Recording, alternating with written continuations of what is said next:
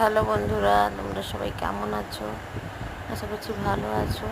আমিও ভালো আছি। দেখো কালকে সন্ধ্যেবেলা কীভাবে ঝড় হয়ে আমাদের ঘরের কী অবস্থা।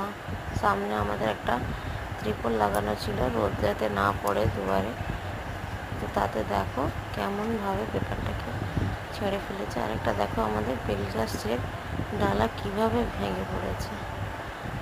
এই বেল গাছটা না আমাদের অনেক পুরনো।